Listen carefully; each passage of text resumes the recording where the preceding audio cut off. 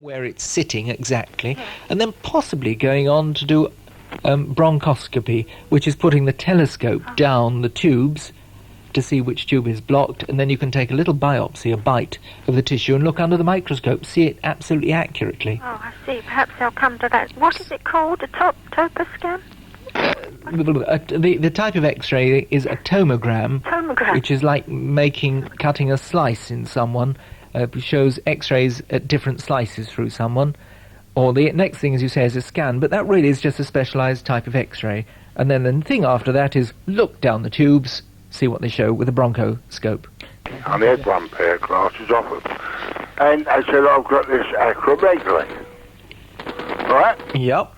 Well, what is it, please? And, I can help you. And, yes. And could you, is it dangerous or what? Harry, it's not dangerous. Acromegaly is a condition when the pituitary gland, which is behind the eye, behind your nose, That's right. between the eyes, is swollen up and producing too many chemicals, Yeah. particularly growth hormone, and it makes your jaw grow. You'll notice that your hands are larger. But you see, when the pituitary gland swells, it can squeeze on the nerves from the eye, the optic nerves. That's right. And it affects them so that the vision is damaged. Yeah. Now, what you do to acromegaly depends on what state it's in. You may need no treatment. Yeah.